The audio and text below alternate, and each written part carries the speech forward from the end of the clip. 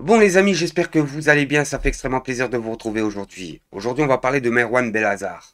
Belhazar est un humoriste qui a été vivement attaqué sur son apparence et jugé trop salafiste. Dans l'émission C'est à vous. Alors on nous explique quand Merwan Belhazar dénonce le harcèlement racelard qu'il subit, CNews et Europe 1 estiment qu'il se victimise. Ah bon? Une réaction qui illustre la perception des personnes racisées en France. Soit t'es victime, soit t'es perturbatrice. Les amis, on regarde la vidéo et on fait une petite réaction. Merwan Belhazar se dit victime d'une France raciste. Tiens, revoilà la fameuse islamophobie, rhétorique inventée par les frères musulmans pour se victimiser. Victimisation, nous sommes en plein dedans. Il se défend désormais en expliquant que on l'attaque parce qu'il porte un bonnet et une barbe. Quand on est issu d'une minorité, et notamment une personne racisée, on doit se conformer aux perceptions attendues qui sont celles de la victime, mais plutôt dans le sens, la personne qui courbe l'échine, qui ne doit pas faire de bruit, il ne faut pas déranger. C'est-à-dire, on veut que des gens qui soient fondus comme ça dans la masse, qui se font mépriser, marcher sur les pieds, et qui en plus ne doivent rien dire, ou mieux dire merci. Donc, c'est quelque chose dans toute situation de domination, il y a résistance. Et il y a une deuxième chose qu'on oppose souvent quand les populations en situation de domination contestent leur domination et demandent une reconnaissance des inégalités, c'est le fameux woke violent, communautariste, c'est-à-dire on veut briser la République, etc. Donc c'est soit ils sont victimes, oh, ils pleurent, etc., alors que ce n'est pas justifié, ou soit vraiment ils dérangent l'ordre social et ce sont des perturbateurs. Donc c'est le monde à l'envers, ouais. C'est-à-dire qu'on retourne les choses comme si c'était les personnes victimes qui en fait étaient ceux qui dérangeaient, alors que c'est l'inverse.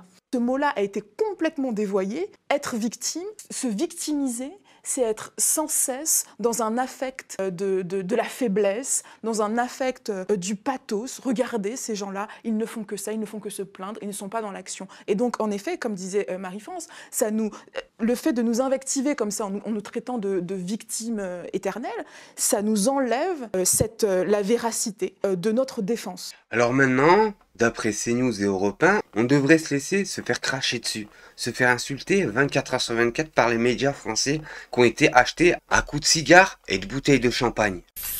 Et sur cette deuxième vidéo les amis, à mourir de rire, en voyage en terre inconnue pour Castex et Pécresse. Dans le métro, ils se sont même déguisés pour marquer le coup les amis. On regarde la vidéo et on fait une petite réaction. C'est plus simple.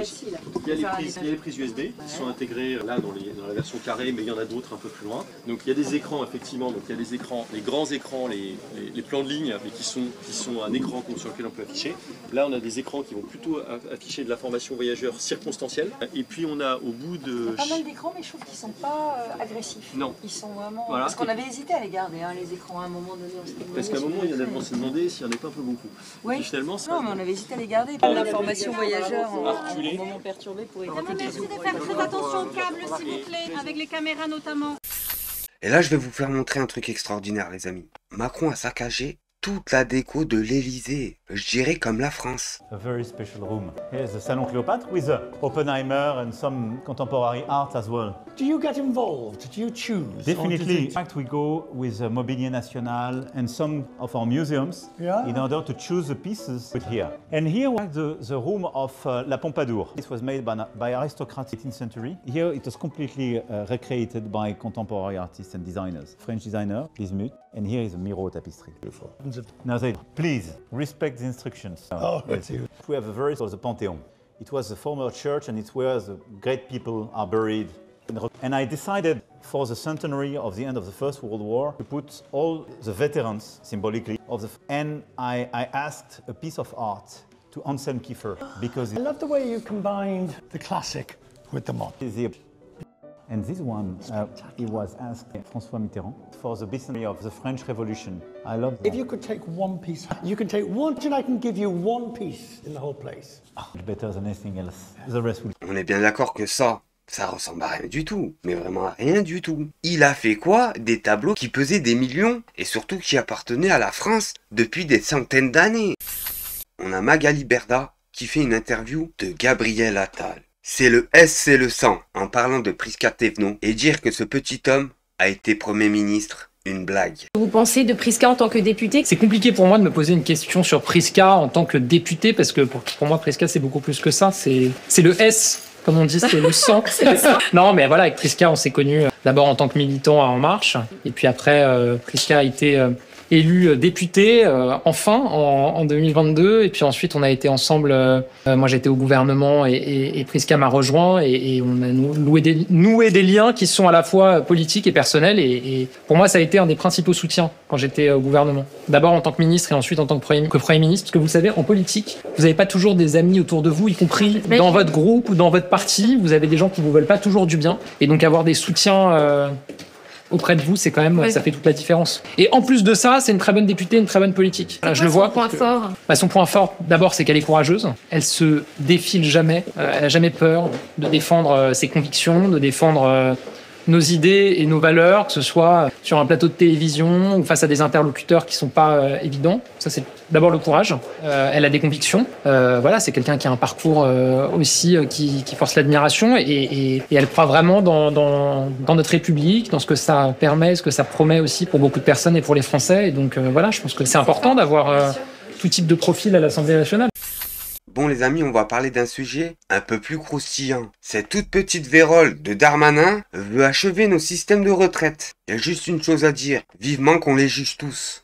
Bon, d'abord, ce qu'a dit la Cour des comptes, c'est dérive des dépenses publiques. C'est plus que ça. Mais attendez. Mais elle a dit collectivité locale et surtout champ social. Vous savez comme moi que le sujet principal de la France, c'est cette dépense sociale. Les retraites, l'assurance maladie, l'assurance chômage. C'est ça l'essentiel de notre problème. Ça ne veut pas dire que l'État ne peut pas faire des économies, il doit en faire.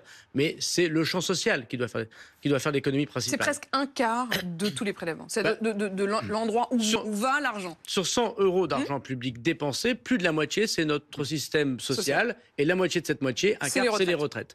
Donc d'abord, il n'y a pas de programme économique de baisse de dépenses ou de baisse d'impôts s'il n'y a pas un programme économique qui vise à réformer le système des retraites. Moi, le système des retraites, soit on augmente l'âge de départ à la retraite, bon, on a une discussion en ce moment, soit on baisse les pensions, ou en tout cas on limite leur augmentation. Je rappelle que Mme Le Pen a joué l'anti-France de ce point de vue, puisqu'elle a fait tomber le gouvernement de Michel Barnier sur une mesure courageuse, tout n'était pas courageux dans le programme de M. Barnier, mais ça c'était courageux, on va ne pas baisser les retraites, mais éviter une augmentation trop importante par rapport à l'inflation des retraites. C'est des milliards d'euros d'économies. Bon, Mme Le Pen, elle joue l'anti-France. Elle est pour l'augmentation des dépenses sociales de ce point de vue pour des raisons tout à fait électorales. Et puis après, il y a l'idée que je peux porter pour répondre à votre question. Moi, je pense qu'il faut mettre fin à notre système général de répartition, parce qu'il est fondé sur la démographie, et que cette démographie n'est pas celle d'il y a 30 ans, qu'on doit y mettre une part au moins au début de capitalisation. On sait tous qu'il y a donc un problème au début, comme on passe de répartition à capitalisation. L'État possède 80 milliards d'euros d'actions, d'investissement dans des entreprises. Une partie, à mon avis, n'a rien à faire dans l'État. Je l'ai déjà dit plusieurs reprises, y compris quand j'étais parlementaire. Qu'est-ce que nous faisons encore dans des entreprises comme Orange, comme Engie, Stellantis? On n'a pas besoin de ça pour maîtriser notre souveraineté industrielle. Laissons faire le travail des entreprises. Moi, je propose qu'on vende quelques milliards de nos actions, qu'on utilise cet argent pour permettre un premier pas vers la capitalisation du système des retraites. Je vous le dis les amis, bientôt ils vont vous demander de vendre votre caleçon. C'est un truc de malade, ces personnes-là sont en train de vendre la France, tout simplement. Je vais vous faire montrer une vidéo où on voit Zelensky en sueur à JD Vance. Le regard vide, la mâchoire serrée, on dirait un junkie en manque qui vient d'apprendre que la cam ne sera plus livrée. Les amis, on regarde la vidéo et on fait une petite réaction. We want the killing to stop, but we want to achieve a peace, not the kind of peace that's going to have Eastern Europe. And so we had a number about how together in the days, weeks, fundamentally. Moi j'ai envie de vous dire, c'est à mourir de rire. Hein. Vous comprendrez bien que si les Américains sont plus dans le jeu, vous pensez bien qu'on fera pas le poids.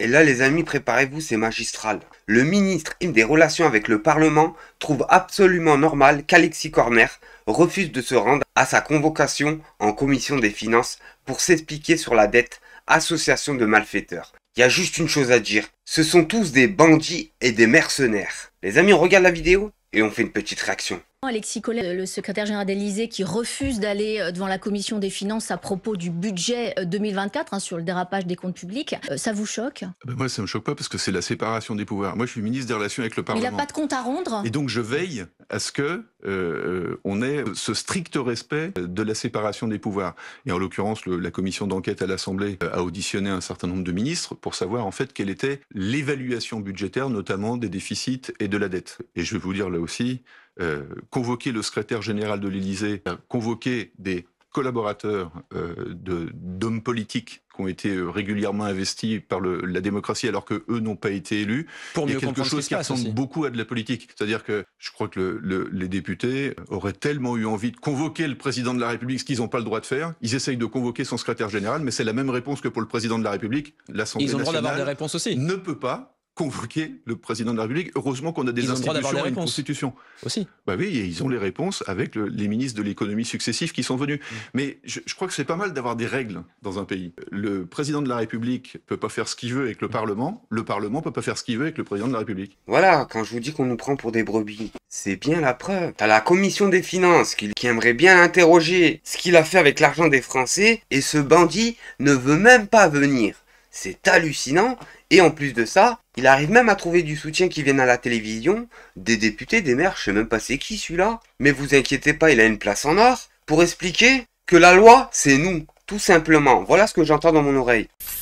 Alors là, c'est extraordinaire les amis. Sur France Info, on nous explique que Éric Piolle, le maire de Grenoble, a la même idéologie avec la racaille que la France Insoumise. C'est quoi le rapport avec le maire de Grenoble qui est chez les écolos, avec les députés de la France Insoumise? Encore une nouvelle fois, c'est bien facile, on va cracher sur qui? Les députés de la France Insoumise. Complètement d'accord. Ce qui se passe, c'est que quand on est maire d'une ville, on est maire pour assurer la sécurité de ses habitants. La sécurité, c'est la liberté. On le sait, il n'y a pas de liberté sans sécurité. Donc, que vous ayez une idéologie, parce que Éric Piolle, c'est vraiment une idéologie. Ok, mais quand vous avez commencé à exercer plusieurs années et que vous voyez ce qui se passe sur votre territoire et que vous voyez que vos habitants sont en demande parce qu'ils ont peur d'aller dans les rues, qu'ils ont peur d'aller au marché, la moindre des choses et la moindre des responsabilités d'un élu, c'est de se poser les bonnes questions et de savoir ce qu'il met en place.